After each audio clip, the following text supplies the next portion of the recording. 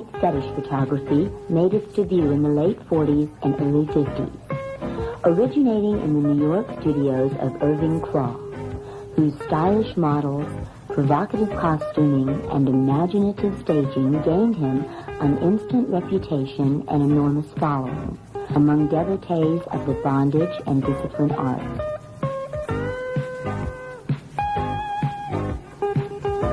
Irving Klaw was born in Brooklyn on November 9, 1911. His first proprietary adventure was as an owner of a book and photo store in Lower Manhattan. By 1939, the photos were outselling the books, and Irving moved across the street and opened Irving Klaw Pinup Photos. His outdoor window sign still sits there 40 years after it was painted. Klaw's pinup photo business flourished during and after World War II. In the late 1940s, he added different pictures to his stock. Pictures of attractive females tied up and gagged and dressed in bizarre leather, rubber, and satin wardrobes. Where he'd been doing all right before, he was prospering now. Eventually, the Klaw Bondage photo stockpile of black and white and color scenes numbered 4,000, not to mention his prodigious selection of film and well-conceived bondage cartoons.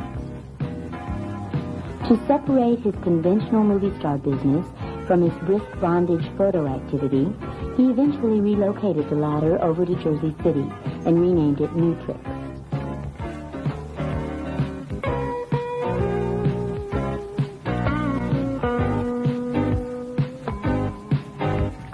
The films included in this program are rare examples of the surviving work of Irving Klaw.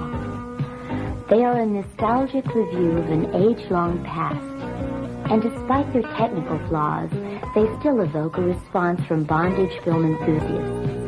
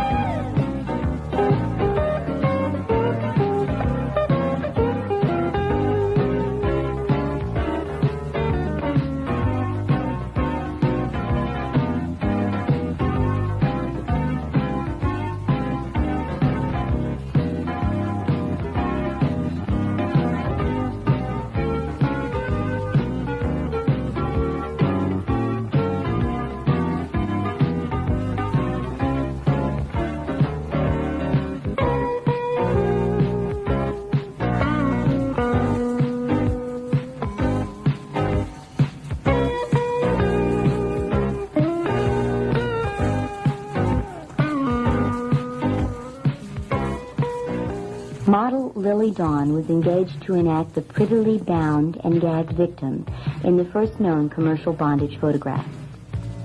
Two other models, their names now forgotten, also participated in the session, which became Series 4000 in the Irving Klaw inventory.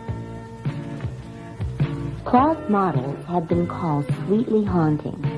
Their equals have certainly not been seen since. The past often seems more exotic to us, especially when the quality of the material which represents it has been so sensitively produced.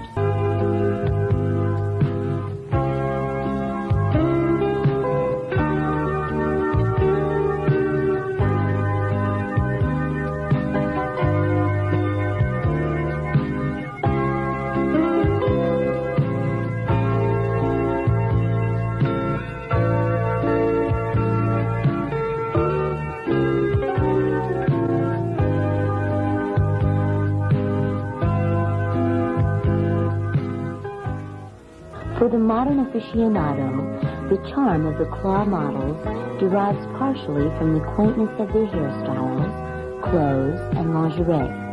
The old-fashioned panties, bodice-hugging long-line brassieres, and sheer black hose and spike-heel shoes hold a richly nostalgic appeal, as well as an eternally fresh eroticism for the connoisseur.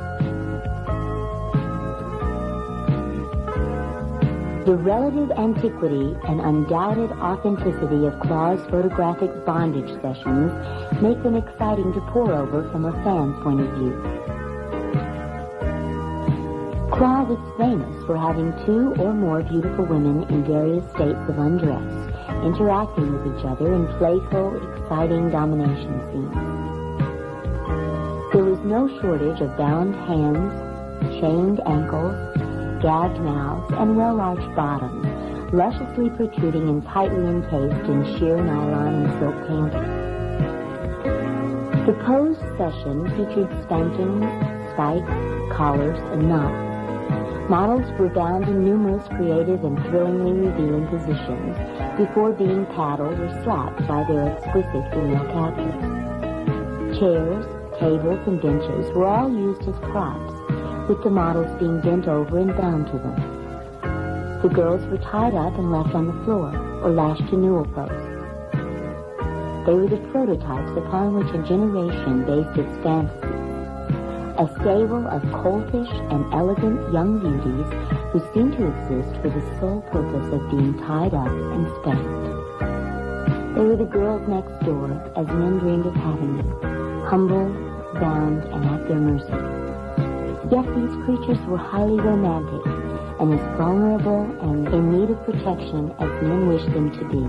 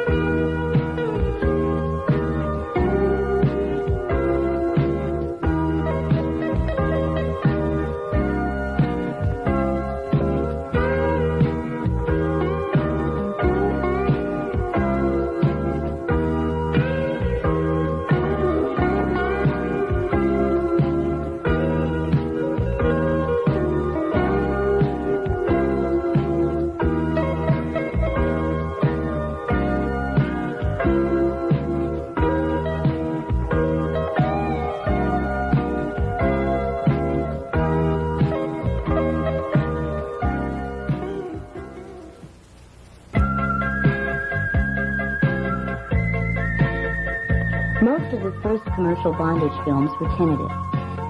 At first, the models were almost always dressed, and the scenes that were photographed could easily have served as detective magazine covers.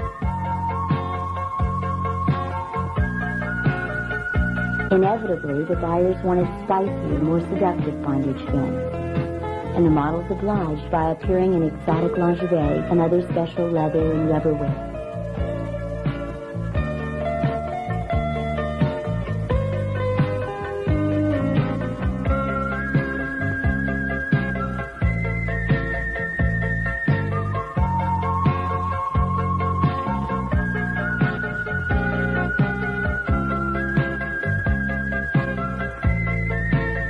the racks used in Claw's films were built by a studio handyman whose imagination was constantly challenged to construct newer and more uncomfortable bondage devices for Claw's models to be lashed to.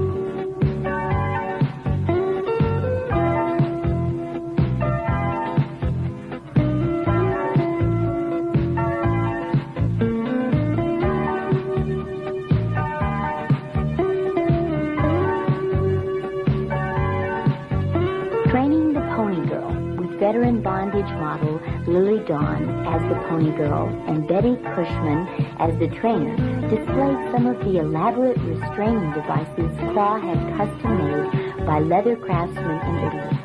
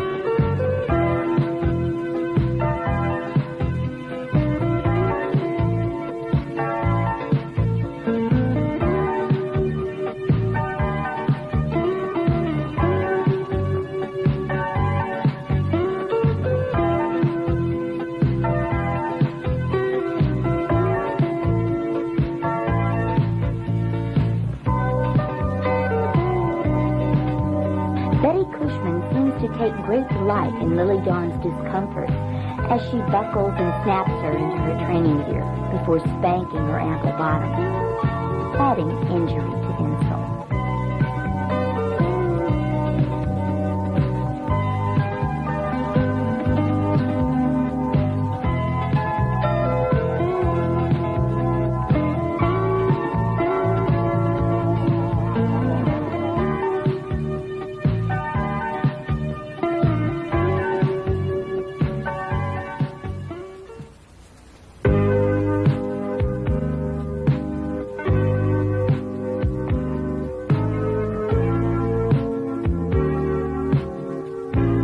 When your friendly game of chess is disrupted by a persistent test?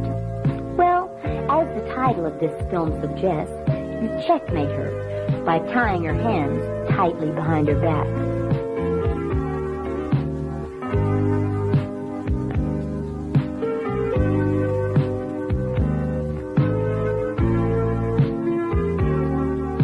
There. That ought to hold her.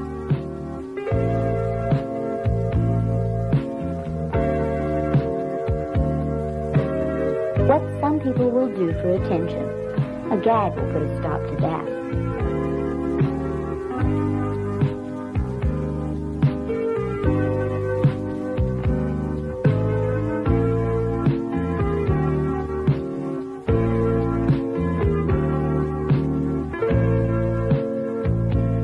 You little imp, cut it out.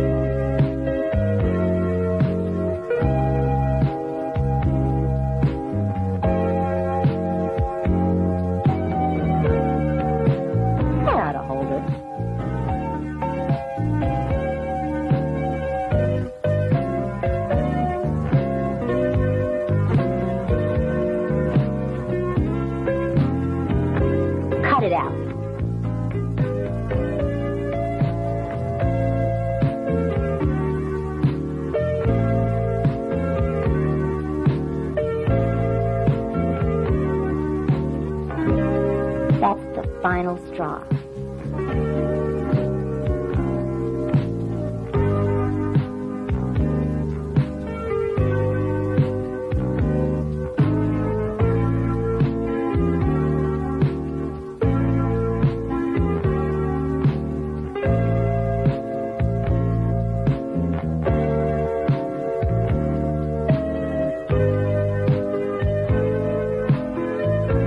We need more rope.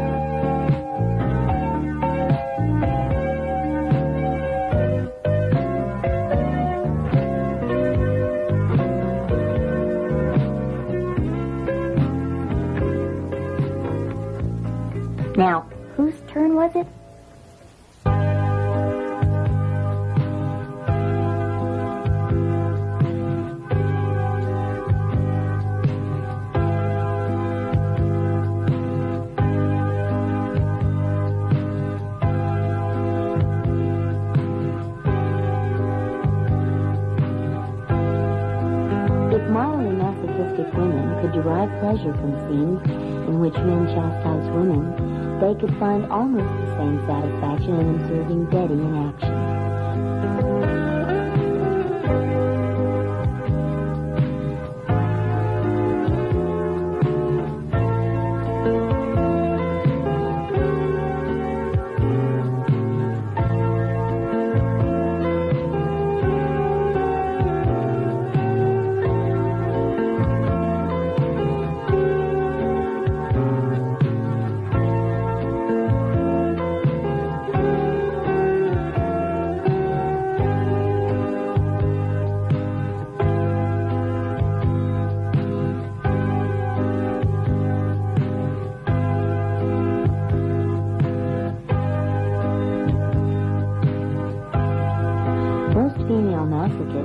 Even those whose sole desire is to submit to a man cherish certain memories of a dominant woman.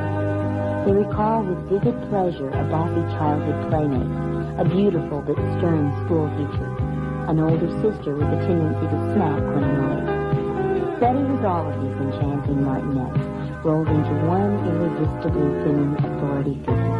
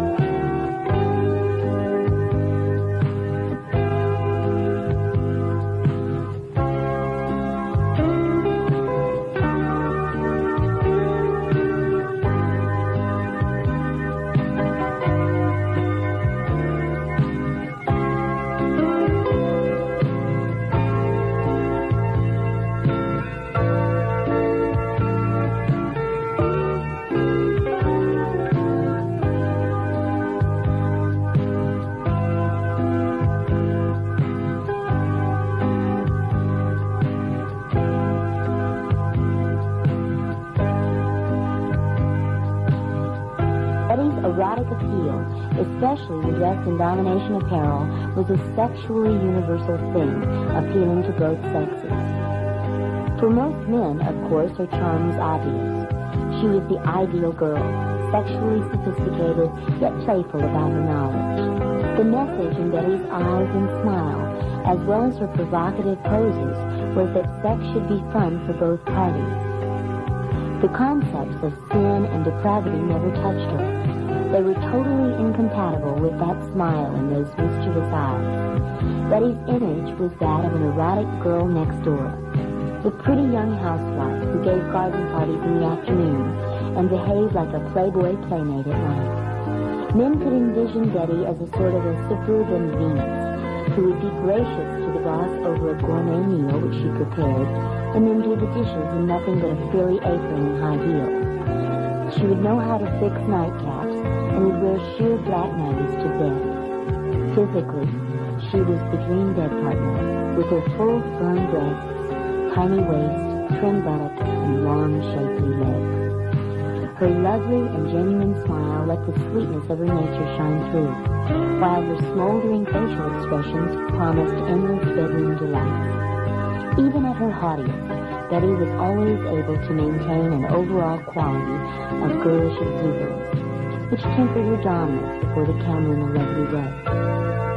She could be demanding, petulant, and stubborn, but lurking beneath all her power and force was an inner core of feminine vulnerability that always communicated itself, almost as if to reassure men that she too could be tamed.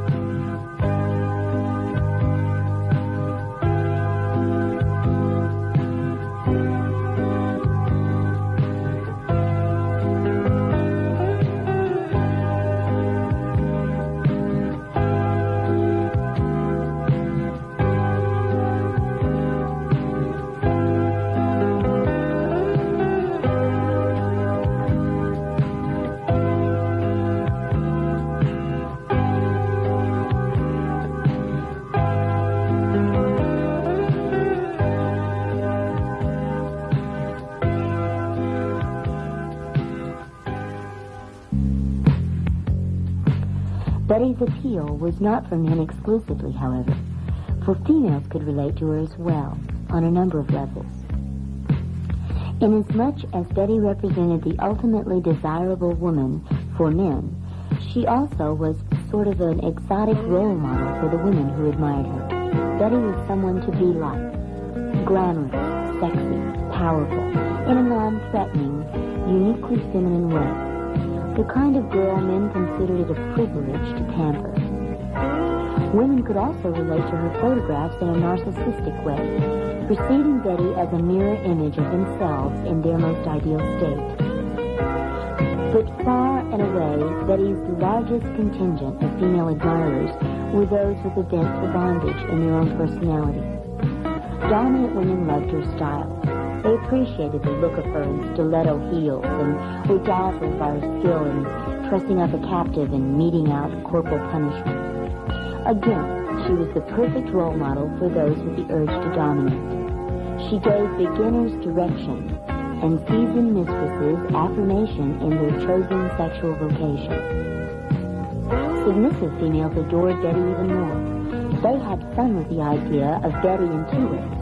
First, by envisioning themselves as her slaves, and second, by imagining her slaves turning the tables on Betty in order to subject her to a bit of her own.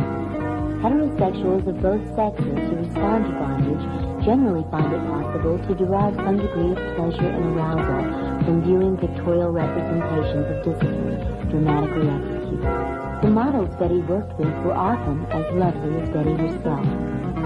Each shooting had an underlying feeling of playfulness and fun. If this was the look of perversion, could it really be perverse? It must be remembered that this was the 1950s, before the advent of militant feminism. Picturing the corporal punishment of women was not taboo as it is today. Between the 1930s and the late 1950s, Hollywood produced dozens of films containing light-hearted spanking scenes. At some point in his career, every romantic leading man was called upon to administer a well-deserved on-screen paddling to a spoiled society girl. This form of paternal discipline, doled out with affectionate sternness by the celluloid hero, is always the hallmark of a blossoming romance. It was also one of the few ways in which the censors permitted intimate physical contact between the sexes on screen. The biggest seller of them all, this dramatic picture of pretty Betty Page was probably the best-selling single photograph of Irving Klaw's entire output.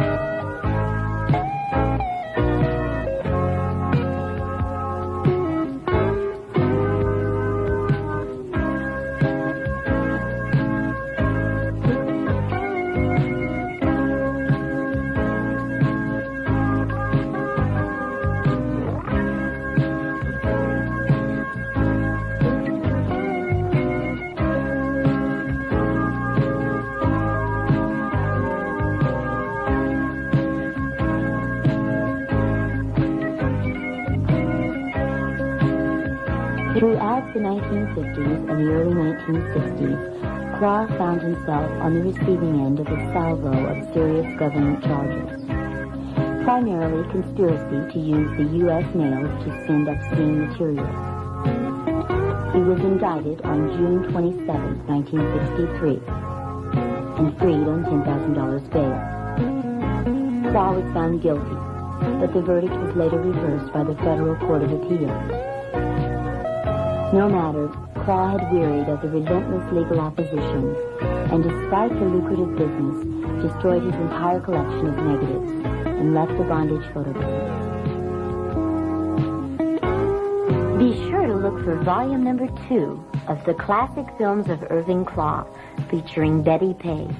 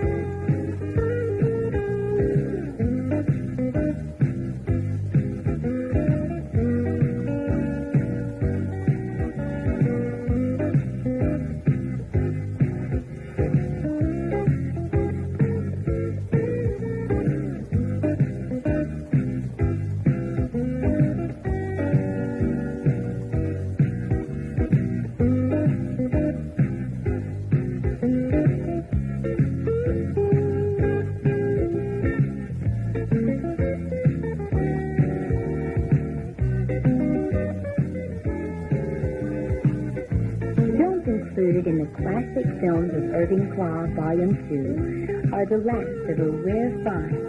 And like the films in Volume 1, they give an insight into the early work of Irving Klaw, who is considered by many to be the pioneer in commercial bondage filmmaking.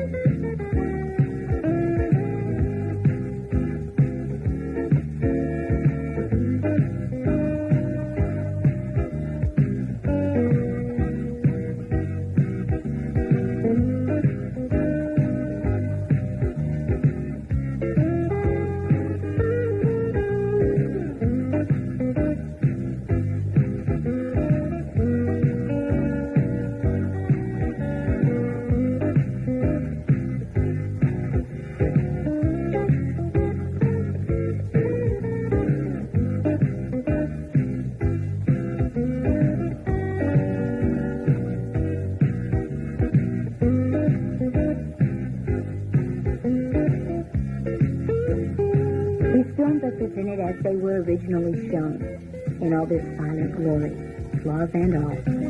But in spite of these drawbacks, something reaches out to the viewer, recalling the first attempts to satisfy the bondage film enthusiast.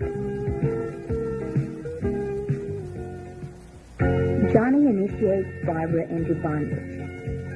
Starring Johnny Wilson and Barbara Pauline, shows an improvement over earlier Claw films, mainly in its steadier, more deliberate camera work. The use of a gun gives this film a more sinister feeling.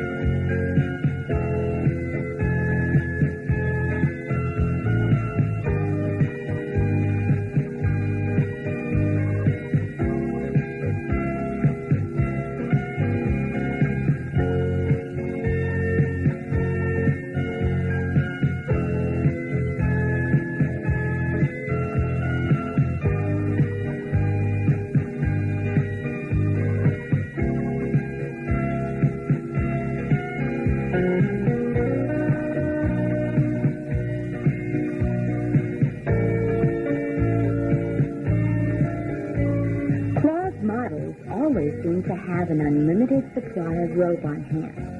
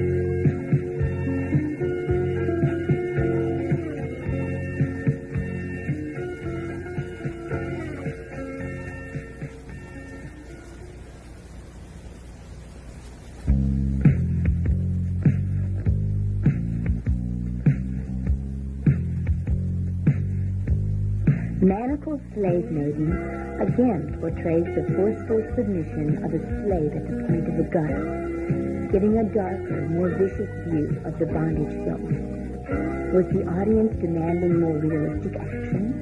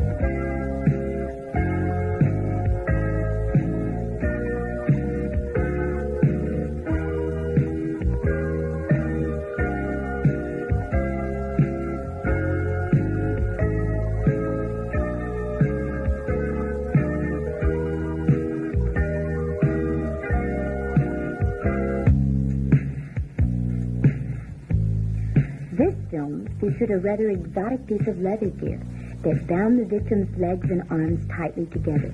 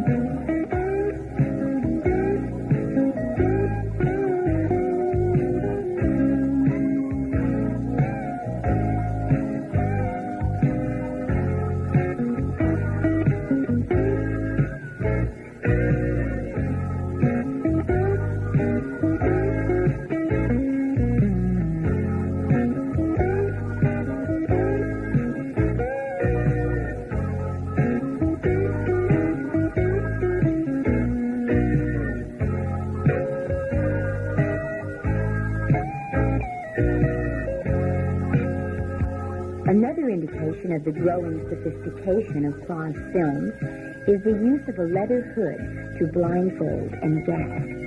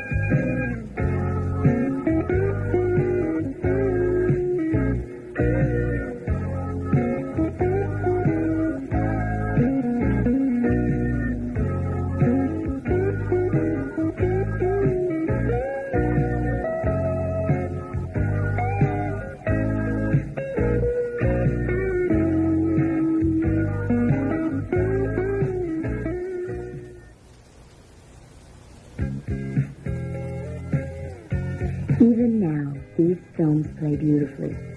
They are classics. Perhaps the best bondage films ever shot. For some of us, they still stir up deep feelings that many of today's films do not.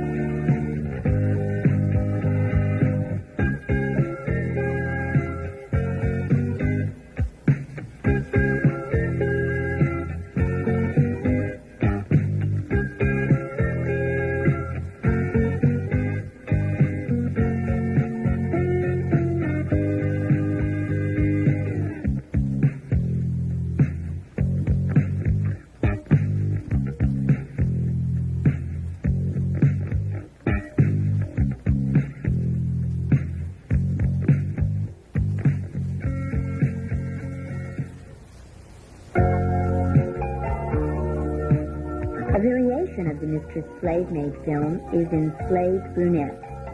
This is one of the better bondage films ever put out by Clark, starring three of his most popular models: Joan Lydell as the mistress, Shirley Maitland as the slave maid, and Lois Meriden as the unfortunate victim who must submit to a spanking and some of the best rope binding ever shown in a cloth film.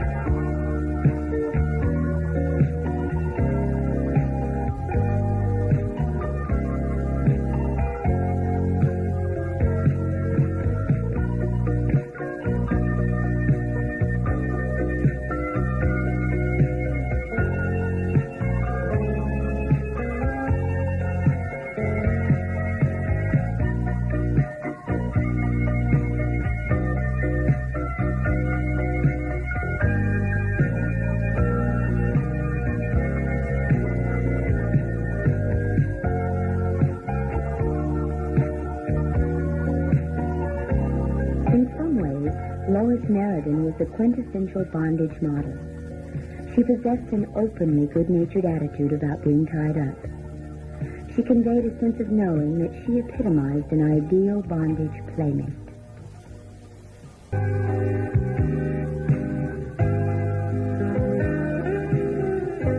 This film was one of the very few that Irving Klaw shot outdoors. It stars Betty as one of the dominants who binds and gags the unsuspecting victim. After spanking her, she is kidnapped, locked in the trunk of a car, and then bound to a convenient tree. One can only guess at what the hapless victim did to provoke Betty and her sister dominant.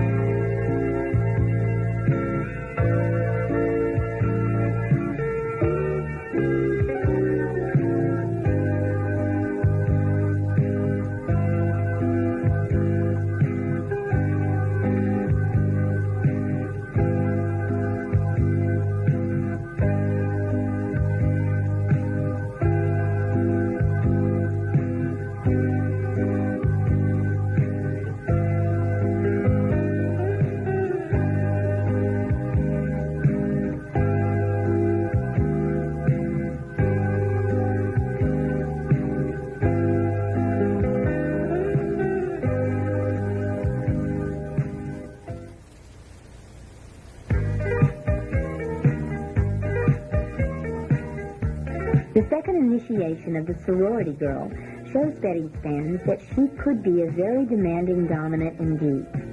She chains, gags, and spanks pretty Roz Greenwood, then leaves her hobbled slave around by leash and collar.